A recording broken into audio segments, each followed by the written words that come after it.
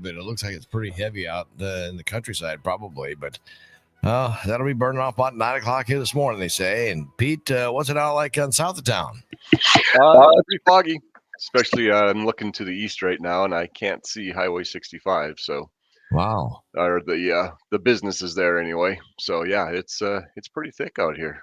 Huh? Was it that way when you came in earlier this morning or not? It was settling in. It maybe not have been quite this thick, but yeah, it was definitely foggy. But I think it's gotten a little bit worse since I've been here. Yeah, because when I came in this morning, there was nothing when I came in this morning. It looked like another beautiful day. Yeah, just another example of you've got to be prepared for almost anything when it comes to driving in this part of the country. Yeah, no kidding. What's going on with this road construction? Because I know a lot of people are going, well, when's this 69 project going to be done or 65 project going to be done? When's this Highway 18 thing out there? You got, stoplights are all shut off and just driving straight through. I mean, it's a mess, Pete. It's a mess. I'm going to argue with you on Highway 8 or 122 in town with the stoplights. I've had so many people tell me that it's so much faster to get through there now without any stoplights. You just go. Well, unless you try to get onto the Highway 18 or 122. Yes, then if you want to make a left turn, you can't do that. But as far as just driving through there, it's just like a chute. Oh yeah, don't get me wrong. That's nice that way, but yeah. Yep. No, and this is also the time of year, Jay, where unfortunately or fortunately, I guess, depending on which project involves you, where a lot of these contractors, obviously, they have multiple projects, and if they're ahead on one project, they may pull crews from that project and go to a project where they're behind and try to catch up and then come back. So you're going to see kind of like an ebb and flow in the process right now. But the good news is most of our projects anyway, we're on the ahead of schedule thing. So the perfect example is Highway 65 in town. All the underground work is complete. Hopefully see some more paving the first week of October. But again, that's one of the projects where the contractor is ahead of schedule, so it's possible they may go somewhere else for a little bit, but they do still have deadlines to meet here. So we'll keep watching that and keep updating you on where things are going. Iowa 122 in front of Mercy.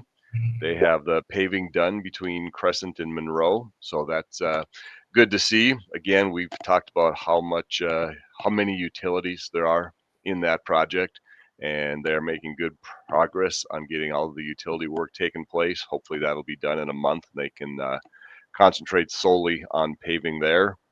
The I-35 deck overlays are in the Clear Lake area. Again, things are going well there. Probably mid-October, hopefully, where we can get everything back open there. B65 bridge deck overlay over interstate south of Mason City. That's on track to be opened in late October. The asphalt work in Franklin County to the west of I-35. There's still pilot car and flagger work going on there as they are doing the next phase in construction. What they're doing there is called cold in place recycling, where they literally mill up some of the surface. It goes into a machine. They treat it with oil and they put it back down. So it's more or less recycling it to get it ready for the final resurfacing with new asphalt. The I-35 reconstruction for southbound lanes in Franklin County. Hopefully in mid-October, we'll be able to get traffic out of head-to-head. We'll still just have one lane open, but at least it'll be out of head-to-head. The resurfacing project between Sexton and Algona is also making really good progress. They still have traffic detoured in the Sexton area, so they work on improving that intersection with turn lanes. They're hoping that detour should be done in a couple weeks. US 218, the microsurfacing project around Charles City. The good news is the work on the ramps is done, so the intermittent ramp closures during the day will not be happening anymore, so that's a good deal. Hopefully the entire project will be done in late October. US 18 in Garner, the patching is done. So that is ready for the main contractor to come in and start the resurfacing. Their schedule is still for them to come in on Monday, the 29th, and hopefully have that wrapped up by mid-November. And then we every year we have patching crews that come in and just hit certain bad areas of the roads that we have. They're currently working on Iowa 122 in Clear Lake. They should wrap that up sometime tomorrow. Then throughout the rest of the fall, you're going to see them just kind of bouncing around. And sounds like next stop for them is US 69 south of Belmont. But you'll also see them doing some work on 65 in Northwood, on Iowa 9 just east of Forest City, and on US 69 just north of Leland. So we'll keep you updated as their schedule gets more in focus and we know where they're going to be the next week or so. Then in Osage, Iowa 9 has been reopened. That was closed for several weeks while we did some reconstruction on the west side. And this week they should be starting on doing the resurfacing on 218 north of Highway 9 to about the city limits on the north side of town. How about down in the Waverly, Waterloo area? Waverly, they, as we mentioned, they have all the beams set for the bridge on Iowa 3 in town. So they are doing decking work there. Also, the project on US 218, or what will be the new realigned US 218 between Janesville and Waverly, has gotten going again. That's not affecting traffic right now. We were going to be closing 260th Street, but the schedule has changed, so that is remaining open. So right now, it's not affecting traffic at all.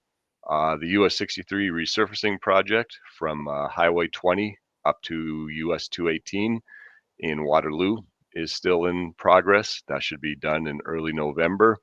And then we've got some lane closures on US 218 in the Highway 63 area as well. And that should be done in early November also. Positive Pete joins us today. Gotta be. We're getting close to the end, but there's a lot to be done yet. But the end is in sight. Yeah.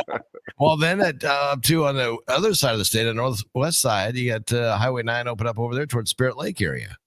If you say so. Jay, I've got my 19 counties. The other counties in the other district, that's up to them. That's your jurisdiction, but I'm just saying in case they're not going that way. Yep, like I said, this is the time of year where you start seeing some things getting opening. You start seeing the push on some of the other stuff. We've still got several weeks, like I mentioned before, especially the main reconstruction projects. They'll go into late November, so we've still got a few weeks to go. Yeah. Well, good deal. Anything else on the roadside things? No, nothing. I think that covers it. I hope I'm not missing anything. Well, if you are, somebody's going to tell you about it. You're probably right. Oh, good to get the update, Pete. It's good to getting close to the end of the construction season, but that only means we have another season behind that, which I don't know if we're ready for that or not. Yeah, well, we're not going to worry about that yet. We've again hopefully got several more weeks before we even have to worry about that. So, yeah. Pete, last week we talked. I was upset the Vikings lost. They got smoked when they shouldn't have, but then I was so mad about it. I was still mad about it. Well, I used other words than that, but I was still upset, and so I did something I normally don't do. I bet against the Vikings. Well, here's my question. If you bet against the Vikings, did you still cheer for them? I did, but it was hard. Once they got it so far ahead, I'm like, oh, I just dropped a bunch of money right now again. Yeah, well, that's why you don't put that much money down, or you don't bet against your team. I put $4 down, high roller here. Oh, okay, yeah, I think you can handle that. I could have won 200 and some, but no, the Vikings had to win. Yep, that's fine with me. Sorry to say. I'm good with the two, but I didn't have any confidence with Wentz. Didn't have any confidence in the offensive line. A lot of people came back. Vikings look great. So it's a roller coaster when you're a Vikings fan, Pete. Well, look around the league. It's a roller coaster for everybody right now. I mean, I think the only team that you might, well, maybe a couple teams. I'd say the Chargers and the Eagles are about the only teams that are like, yeah, I think we got this going, but it's only week 3. What have I been saying since the start of the season? Well, let's wait till the middle of the season. Talk to me in mid-October. That's when everything seems to level out and you have an idea of what's going on. I mean, look at Cincinnati crushed Cleveland. They didn't crush Cleveland, but they came back and they beat Cleveland. And yes, I know Joe Burrow had gotten hurt, but then the Vikings do what they did to Cincinnati, and Cleveland beats Green Bay.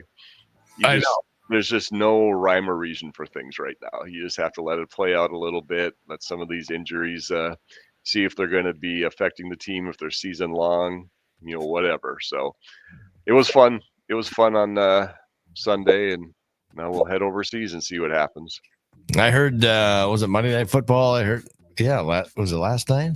Yeah, it was during the Detroit game. Laporta and all those guys, but a lot of Iowa players. Yep. Then you got Troy Aikman. It's like, wow, you realize that finally we have players from Iowa that are in the NFL. He's like, I don't know what they have in the water up there in the Midway in Iowa, but by golly, they got a lot of wide receivers and tight ends in here.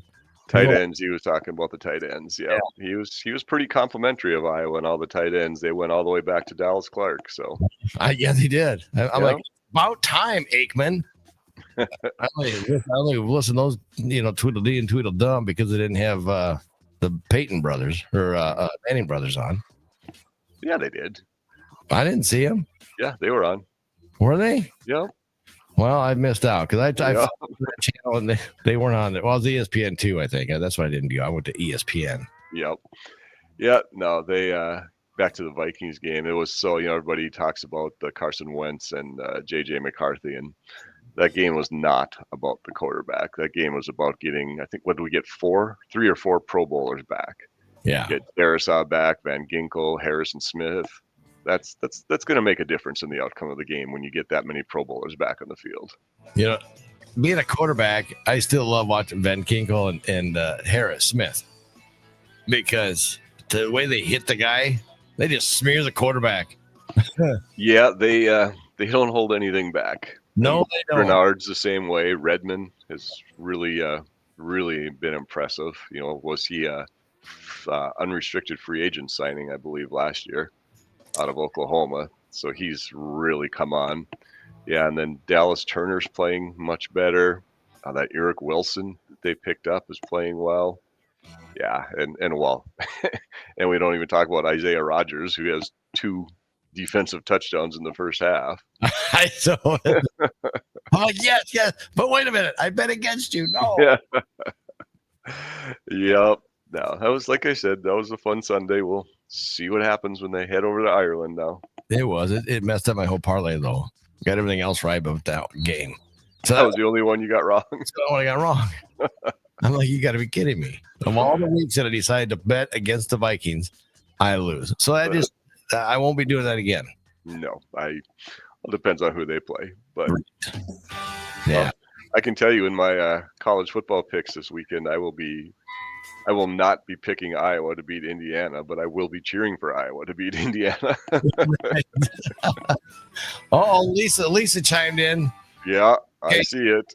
Yeah, we get to it. Bosa, he's out too for the 49ers. That's a big loss for the 49ers.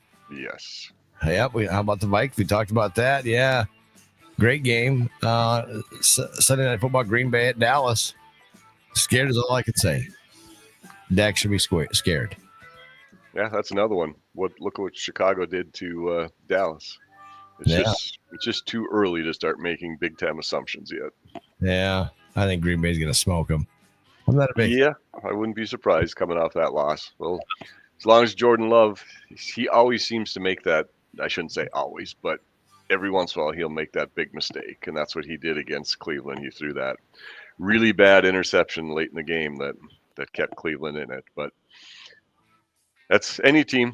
I preach turnovers, Jay. That was a huge one. That was a huge one. Lisa would bet against the Vikings again. Yeah.